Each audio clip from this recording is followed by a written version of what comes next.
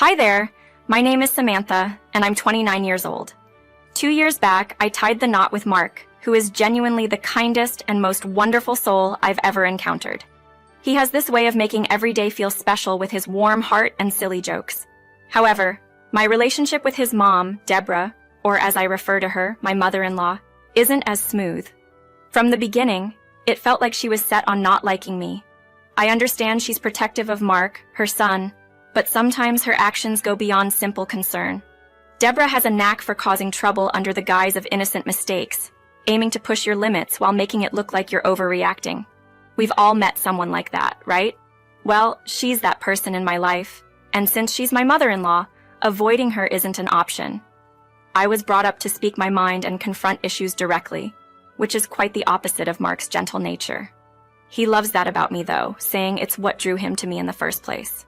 We're a classic case of opposites attract. With a background in psychology, I'm pretty confident about people's intentions, and it's clear that Deborah's actions toward me are not out of love. Our strong personalities clash, which was evident from our very first meeting. She remarked about my eating habits in front of everyone at a dinner, saying, "Samantha, don't you think it's time to stop eating so much?" The table went silent, everyone too shocked to speak. I was utterly embarrassed, a feeling shared by Mark and his dad, George, who couldn't even look up, likely feeling secondhand embarrassment. Mark, though embarrassed, was quick to defend me.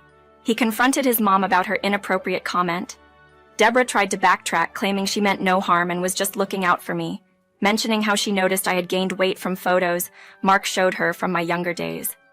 This moment solidified the tension between us, showing the challenging dynamic in our relationship with Deborah. Despite Deborah's claim that she didn't mean any offense and was only offering advice, I struggled to keep my composure.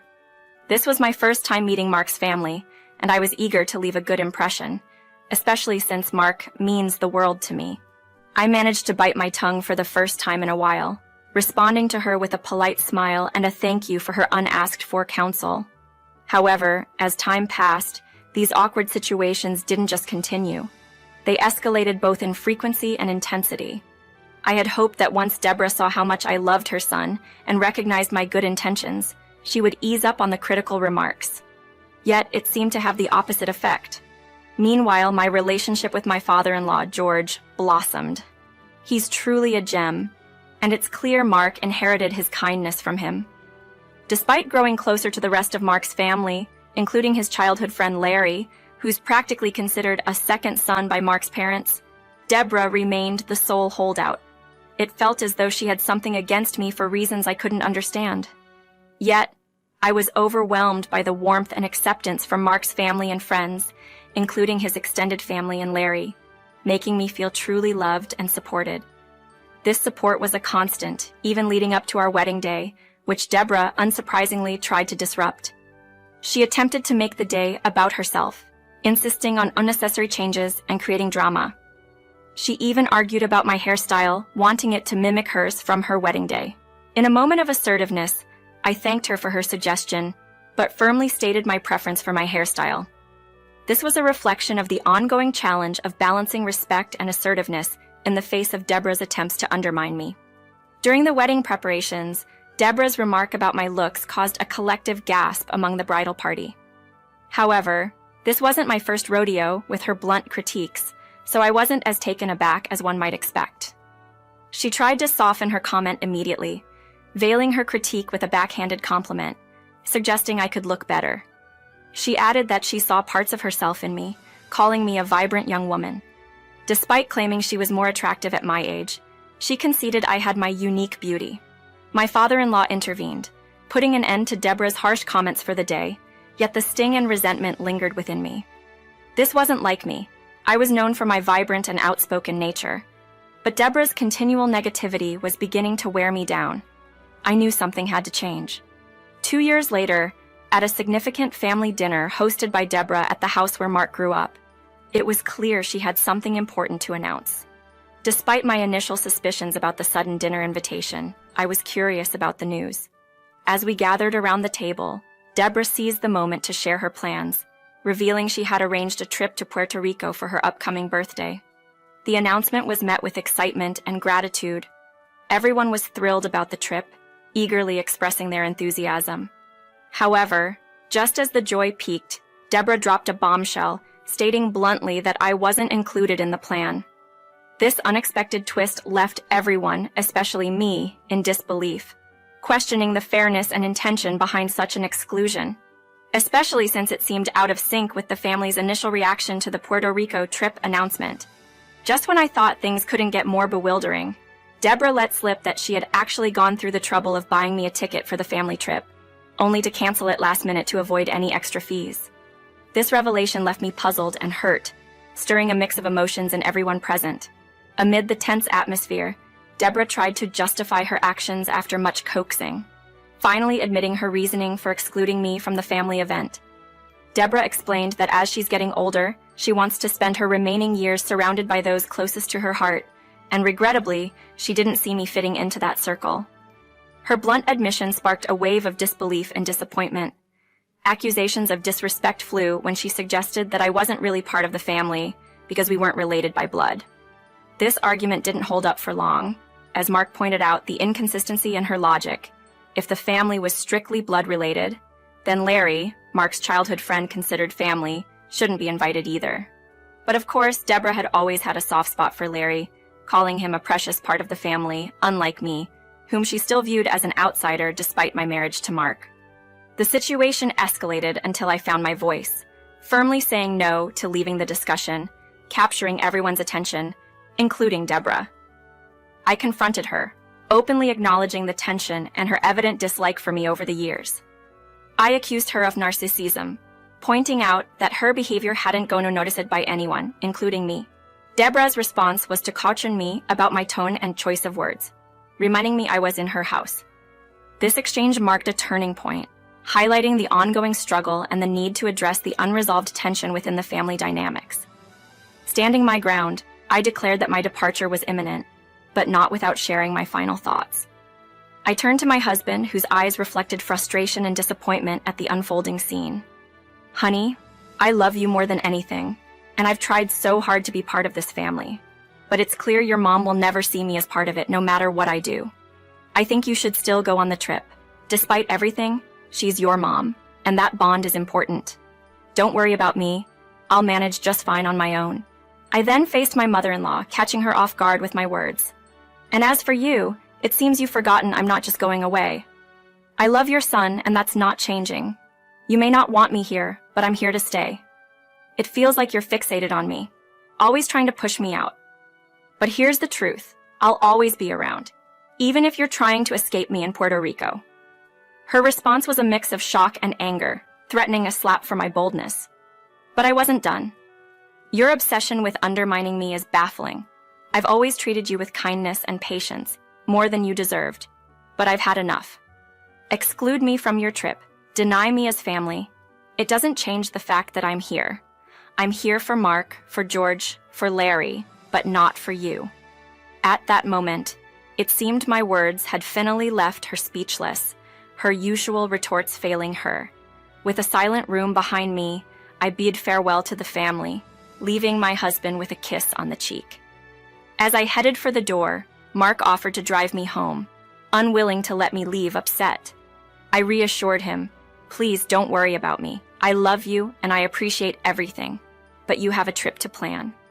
With that, I stepped out, leaving behind a powerful silence, carrying with me the strength of my convictions and the love I held for those who mattered.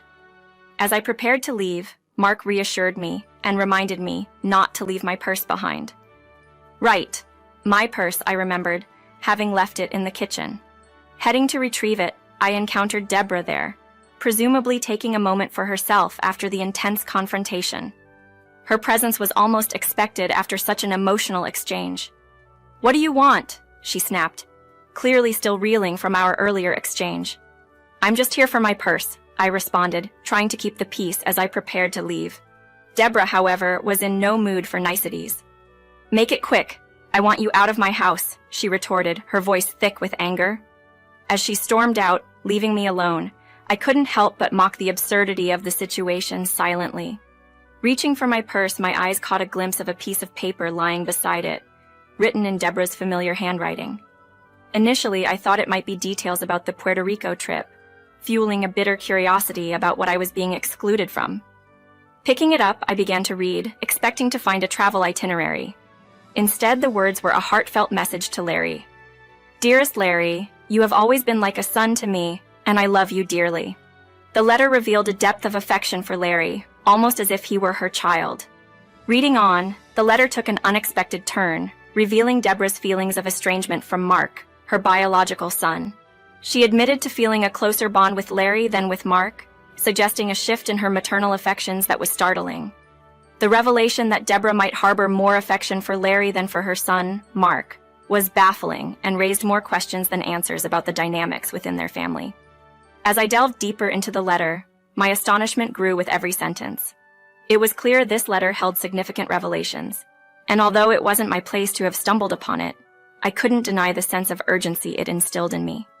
The more I read, the more I realized the importance of bringing its contents to light. After finishing, I found myself pacing the kitchen, wrestling with the weight of what I had discovered. It dawned on me that the people who needed to hear about this letter were all gathered here, under this roof. It felt like a pivotal moment, demanding action. Before stepping out to confront the situation, I revisited the letter once more, ensuring my mind wasn't playing tricks on me. The words hadn't changed. The letter held the same shocking revelations as my first read-through. With a newfound resolve, I entered the dining room, immediately catching the attention of two sets of eyes. George, attempting to extend an olive branch, expressed his apologies for Deborah's behavior and reassured me that I would be included in the Puerto Rico trip, attributing Deborah's actions to a temporary mood. "Don't worry, I'll talk to her," he promised, hoping to smooth over the tensions. "George, I appreciate your concern, but there's something more pressing that everyone needs to know," I replied, cutting to the chase. "This is especially important for Mark to hear."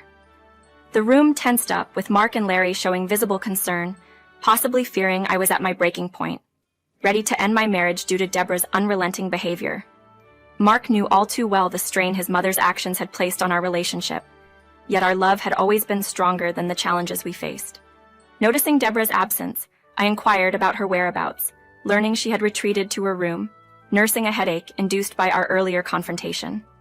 "She said she needed a nap," George explained, hinting at Deborah's tendency to prioritize her rest, especially when upset. With Deborah temporarily out of the scene, I realized this was my moment to share the letter's contents with the family, potentially reshaping our dynamics and understanding of Deborah's actions. The revelations within the letter demanded attention, and with Deborah absent, it was time to bring the truth to light. Deborah's penchant for eccentric and often disruptive habits was no secret to me, so her decision to retreat at such a critical moment sparked my frustration. Despite the urgency of the situation, George and Mark encouraged me to share what I had discovered, especially given Mark's rising anxiety over the suspense. Reluctantly agreeing, I explained the context of my finding before unveiling the letter itself.